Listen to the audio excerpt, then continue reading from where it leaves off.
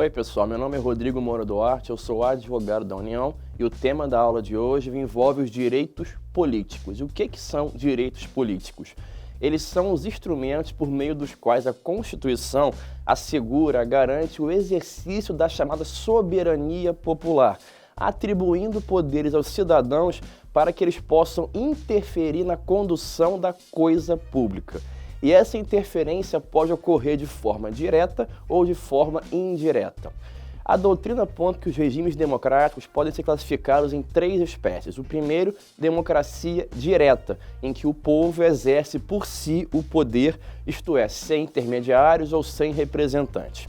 O segundo modo é democracia representativa, na qual o povo soberano elege representantes, outorgando-lhes poderes para que, em nome deles e para o povo, governem o país. E o terceiro tipo é chamado de democracia semidireta ou participativa também, que é um sistema híbrido, configurando uma democracia representativa, mas que tem peculiaridades, também uma interferência do que se viu na democracia direta. E ela configura um mecanismo capaz de propiciar, além da participação da pessoa diretamente na democracia representativa, permite o controle popular sobre os atos estatais.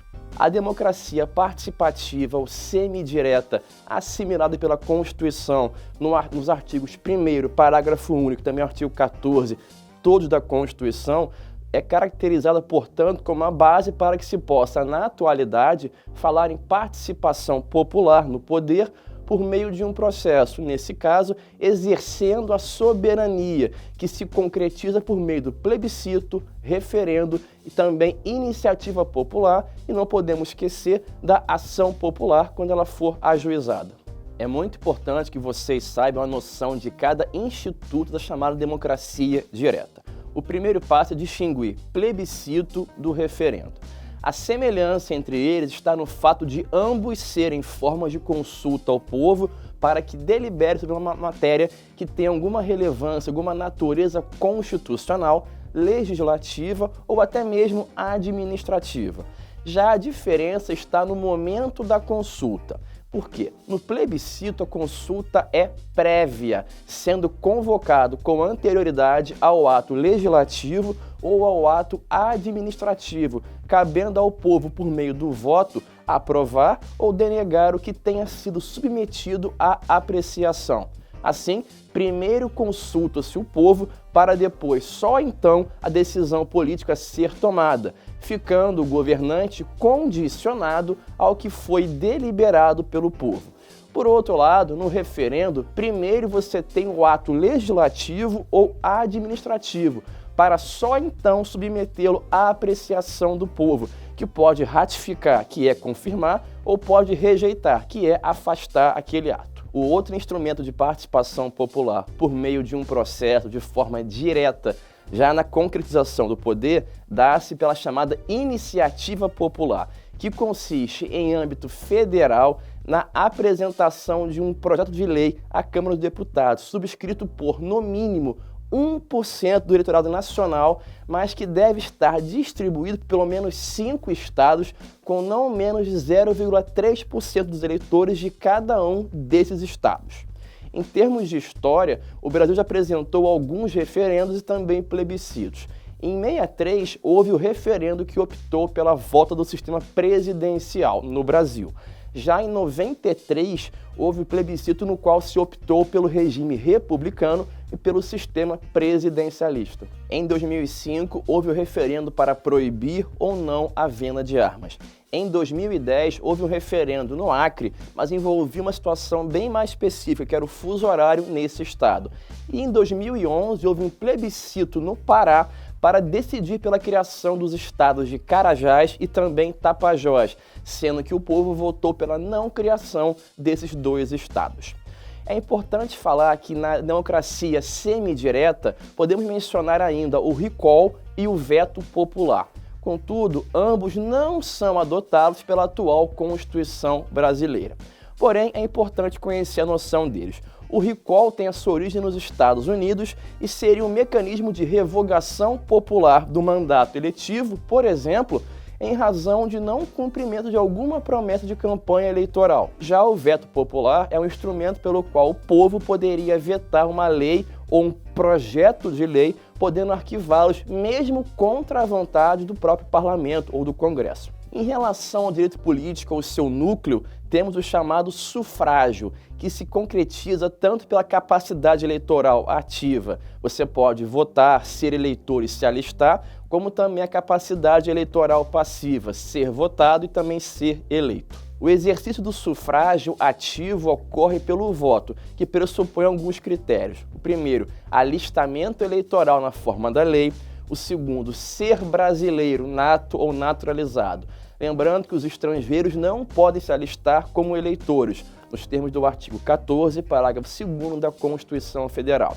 Terceiro critério, idade mínima de 16 anos, nos termos do artigo 14, parágrafo 1º, inciso 2, a linha C da Constituição.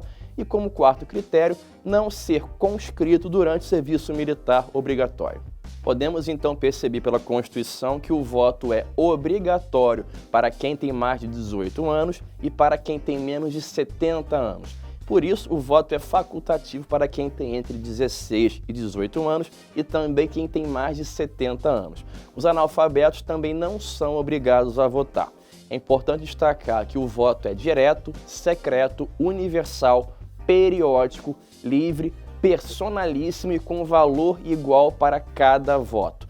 Vamos ver então cada uma dessas características que eu acabei de falar em relação ao voto. O voto é direto porque o cidadão vota diretamente no candidato, sem nenhum intermediário. Contudo, existe uma única situação de eleição indireta no Brasil, nos termos do artigo 81, parágrafo 1º da Constituição. E qual é? Quando vagarem os cargos de presidente e de vice-presidente nos últimos 2 anos do mandato. Nessa situação bem excepcional, a eleição para ambos os cargos ocorrerá pelo Congresso Nacional na forma da lei. A segunda característica é que o voto é secreto, porque não existe a publicidade da opção do eleitor, ele pode manter isso em sigilo absoluto. O voto é universal porque o seu exercício não está ligado a nenhuma condição discriminatória, como aquelas de ordem econômica, ter ou não uma certa renda, intelectual, ser ou não alfabetizado, ou então as que concernem a nome, família, sexo, cor ou religião. O voto no Brasil, logo, não é restrito por não ser censitário, isto é, qualificação econômica, e também nem capacitário, capacitações especiais, como atividade intelectual, graduação e por aí vai. E o voto também é periódico, já que a democracia representativa prevê e também exige mandatos com prazo determinado. O voto também é livre, pois o eleitor pode escolher o seu candidato ou, se ele preferir, anular o voto ou depositar a cédula em branco na urna. A obrigatoriedade do voto está em comparecer à urna, em votar em cédula ou na urna eletrônica e também em assinar a folha de votação. Outra característica é que o voto é personalíssimo, porque é vedada a votação por procurador, isto é, o voto é exercido pessoalmente pelo cidadão, identificado com algum documento que tenha foto. Além disso, o voto tem valor igual para todos, decorrente do princípio do one man, one vote, um homem, um voto. Logo, o voto deve ter valor igual para todos, não importando cor, situação econômica, sexo, grau de instrução formal, etc. Passemos então agora a analisar a chamada capacidade eleitoral passiva, que nada mais é que a possibilidade de você ser eleito concorrendo a um mandato eletivo. A possibilidade de ser votado, no entanto, só se torna absoluto se o eventual candidato ou candidata preencher todas as condições de elegibilidade para o cargo pretendido e também não incidir em nenhum dos impedimentos que estão previstos na Constituição, quais sejam direitos políticos negativos. O artigo 14, parágrafo 3º da Constituição, estabelece algumas condições de elegibilidade na forma da lei. Vamos a ela. A primeira, nacionalidade brasileira. Você pode ser nato ou naturalizado. Segunda característica, deve estar em pleno gozo de direitos políticos. Outra característica, o alistamento eleitoral, o domicílio eleitoral na circunscrição, a filiação partidária, a idade mínima para o cargo ao qual você vai se candidatar. Vamos ver quais são as idades mínimas que existem no Brasil para que você possa ser candidato. 18 anos para ser vereador, 21 anos para ser deputado federal, estadual, distrital, prefeito ou vice e juiz de paz, 30 anos para ser governador e vice-governador e 35 anos para ser presidente, vice-presidente ou senador da República. Nós temos os chamados direitos políticos negativos, que, ao contrário da sua parte positiva, os negativos concretizam-se ao definirem formulações constitucionais restritivas e impeditivas para a atividade político-partidária, ou seja, privando o cidadão de poder exercer o seu direito político e também de poder se eleger como candidato, a chamada capacidade eleitoral ativa, ou de ser eleito, a capacidade eleitoral passiva. As inelegibilidades são as circunstâncias constitucionais ou previstas em lei complementar que impedem a pessoa de exercer total ou parcialmente a capacidade eleitoral passiva, isto é, de se eleger. Elas restringem, portanto, a elegibilidade do cidadão. As inelegibilidades buscam proteger a probidade administrativa, a moralidade para exercer o mandato, considerando a vida pregressa do candidato e a normalidade e a legitimidade das eleições contra influência de um poder econômico ou o abuso do exercício da função, do cargo ou emprego na administração direta ou indireta, nos termos do artigo 14, parágrafo 9º da Constituição Federal. Lembrando, as inelegibilidades podem ser absolutas, isto é, impedimento eleitoral para qualquer cargo eletivo, com previsão taxativa na Constituição, ou pode ser relativa, impedimento eleitoral para algum cargo eletivo ou mandato, por conta de situações em que se encontre o cidadão candidato previsto na Constituição. Vamos ver agora as chamadas inelegibilidades absolutas. De acordo com o artigo 14, parágrafo 4º da Constituição, são absolutamente inelegíveis, ou seja, não podem exercer a capacidade eleitoral passiva em relação a qualquer cargo eletivo ou inalistável, que não pode ser eleitor e também não pode se eleger. Os estrangeiros e, durante o serviço militar obrigatório, que são os conscritos, eles não podem se alistar como eleitores, portanto, são chamados de inalistáveis. Além disso, o analfabeto ele tem direito a se alistar e, portanto, pode votar, mas não pode ser eleito, já que não possui capacidade eleitoral passiva.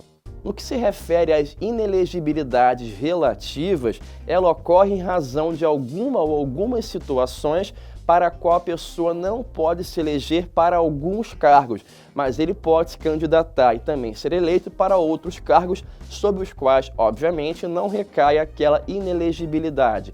A inelegibilidade nesses casos ocorre conforme as regras constitucionais por conta da função exercida, parentesco ou se a pessoa for militar, bem como também situações que possuam previsão em lei complementar nos termos do artigo 14, parágrafo 9º da Constituição. A inelegibilidade relativa em razão da função exercida para um terceiro mandato sucessivo é uma das situações, e ela ocorre, por exemplo, com o presidente, com governadores e também com os prefeitos e quem os houver sucedido ou substituído no curso do mandato. Assim, eles não poderão ser reeleitos para um terceiro mandato sucessivo. Outra inelegibilidade relativa ocorre em razão da função para concorrer a outros cargos. O artigo 14, parágrafo 6º da Constituição estabelece que, para concorrer a outros cargos, o presidente, os governadores e também os prefeitos devem renunciar aos respectivos mandatos até 6 meses antes do pleito.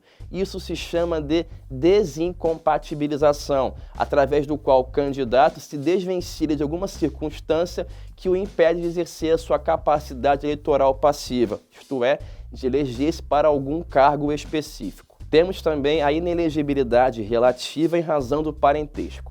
A ideia dessa inelegibilidade relativa conforme entende o Supremo Tribunal Federal, deve ser interpretada de forma a dar eficácia e também efetividade aos postulandos republicanos e também democráticos, evitando a perpetuidade ou o alongamento da presença de familiares no poder, verdadeiros clãs familiares em alguma região. Como regra, de acordo com o artigo 14, parágrafo 7º da Constituição, são inelegíveis no território da circunscrição do titular o cônjuge e parentes consanguíneos ou afins até o 2º grau ou por adoção do presidente da República, governador ou prefeito, ou então quem usar de substituído dentro dos 6 meses anteriores ao pleito, salvo se já titular de mandato eletivo e também candidato à reeleição.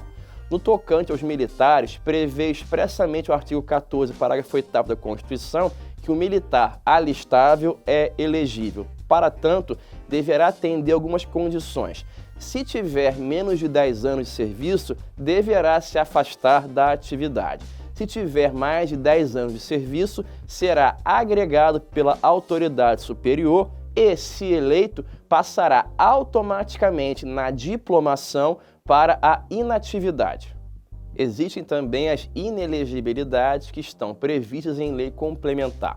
De acordo com o artigo 14, parágrafo 9º da Constituição, uma lei complementar estabelecerá outros casos de inelegibilidade e os prazos de sua cessação, a fim de se proteger preceitos da probidade administrativa, da moralidade para exercer o mandato, considerando a vida pregressa do candidato, a normalidade e também a legitimidade da eleição contra uma influência do poder econômico ou pelo uso abusivo da função, cargo ou emprego no poder público. Regulamentando isso, temos a famosa Lei Complementar número 64 de 90. Passamos a ver agora então as situações de privação dos direitos políticos, que abrangem a perda e a suspensão. Verificaremos então as situações que privam os cidadãos dos seus direitos políticos de votar e de ser votado, e também de viés definitivo, a perda, ou de viés temporário, a suspensão. Mas é muito importante destacar, em nenhuma hipótese será permitida a cassação de direitos políticos. Comecemos então pela chamada perda dos direitos políticos, que estão previstos nos artigos 15, 1 e 4 e artigo 12, parágrafo 4º, inciso 2 da Constituição. A primeira situação envolve o chamado cancelamento da naturalização por uma sentença judicial que transitou em julgado. Em decorrência de cancelamento da naturalização, a pessoa, o indivíduo, voltará à condição de estrangeiro, não mais podendo se alistar como eleitor nos termos do artigo 14, parágrafo 2º da Constituição, e também nem de poder se eleger, já que ele deixou de ostentar, de ter a nacionalidade brasileira nos termos do artigo 14, parágrafo 3º, inciso 1º da Constituição. Uma segunda situação de perda quando houver a recusa de cumprir obrigação a todos imposta ou a prestação alternativa. Como exemplo, o artigo 5º, inciso 8º da Constituição estabelece como regra que ninguém será privado de direitos por motivo de crença religiosa ou de convicção filosófica ou política. No entanto, se as invocar para se eximir de obrigação legal a todos imposta, como serviço militar obrigatório, e também se recusar a cumprir a prestação alternativa fixada em lei, terá como sanção a declaração da perda de seus direitos políticos. Uma terceira situação envolve a perda da nacionalidade brasileira em virtude de aquisição de uma outra nacionalidade. Embora não conste do artigo 15 da Constituição, por uma interpretação sistemática, pode-se elencar o descrito no artigo 12, parágrafo 4º, inciso 2º da Constituição, como mais uma hipótese constitucional de perda de direitos políticos. Isso porque a nacionalidade brasileira é um pressuposto para a aquisição de direitos políticos. Logo, perdendo a nacionalidade brasileira e adquirindo outra, aquele ex-brasileiro torna-se então um estrangeiro. Iremos ver agora as possibilidades de suspensão dos direitos políticos. A primeira delas é com a incapacidade civil absoluta. Como só se pode suspender aquilo que já existia, deve-se partir do pressuposto de que a pessoa tinha antes direitos políticos e foram suspensos. Então, somente nos casos de interdição é que se poderia falar em suspensão de direitos políticos. Temos também como outra hipótese a condenação criminal transitada em julgado. É importante observar que os direitos políticos ficam suspensos enquanto durarem os efeitos daquela condenação criminal. Uma terceira situação envolve a improbidade administrativa nos termos do artigo 37, parágrafo 4º da Constituição, que diz que os atos de improbidade administrativa, portanto, importarão a suspensão dos direitos políticos, bem como a perda da função pública, a indisponibilidade dos bens e o ressarcimento ao erário, na forma e gradação previstas em lei. É importante observar que a declaração da improbidade terá de ocorrer na via do processo judicial, não podendo ocorrer por meio de um processo administrativo. E uma situação mais específica envolve o procedimento do deputado ou senador declarado incompatível com o decoro parlamentar, e a inelegibilidade será por 8 anos, nos termos do artigo 1º, inciso 1º, a linha B da Lei Complementar 64 de 90. Um importante tópico envolve o servidor público e como que ele pode exercer o mandato eletivo. De acordo com o artigo 38 da Constituição, ao servidor público da administração direta, autárquica e fundacional, ao exercer o seu mandato eletivo, aplicam-se algumas disposições. A primeira, sendo o mandato eletivo federal, estadual ou distrital, ficará afastado de seu cargo, emprego ou função. Investido no cargo de prefeito, será afastado do cargo, emprego ou função, mas é facultado que ele possa optar pela remuneração de prefeito ou do seu cargo público. Se ele for vereador, havendo compatibilidade de horários, perceberá as vantagens de seu cargo, emprego ou função, sem prejuízo da remuneração do cargo eletivo e, se não houver compatibilidade, será aplicada a situação do prefeito. Ele poderá optar por alguma remuneração. Em qualquer caso que exija o afastamento para exercer mandato eletivo, o seu tempo de serviço se contará para todos os efeitos legais, exceto para promoção por merecimento. E também para fins de benefício previdenciário, no caso de afastamento, os valores serão determinados como se no exercício do cargo estivesse. Uma outra situação muito importante na Constituição envolve o estudo dos partidos políticos. E o que é um partido político? Ele pode ser visto como uma organização de pessoas que estão reunidas em torno de um mesmo programa político com o escopo de assumir o poder ou de manter o poder, ou então de influenciar na gestão da coisa pública através de críticas e também da própria oposição no mandato. Nós temos algumas regras constitucionais que envolvem os partidos políticos.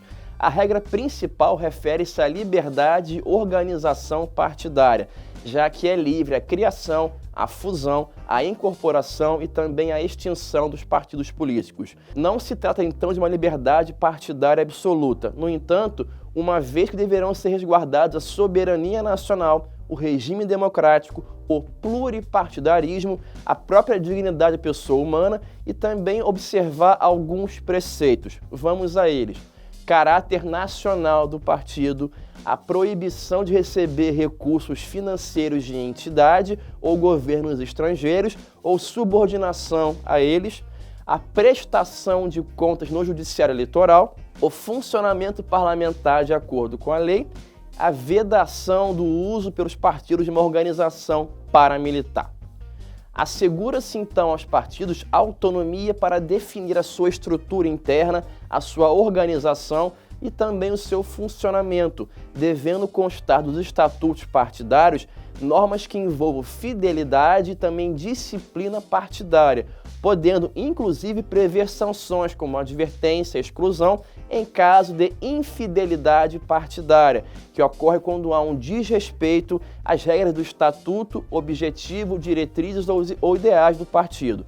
Só que não podem nunca ensejar a perda do mandato, cujas situações de possibilidade estão taxativamente previstas no artigo 15 da Constituição Federal. Vimos então, pessoal, como que a Constituição dispôs sobre direitos políticos e também sobre os próprios partidos políticos. Assim, é possível saber o que fazer para votar e ser votado e como funciona a criação e estruturação na Constituição em relação aos partidos políticos.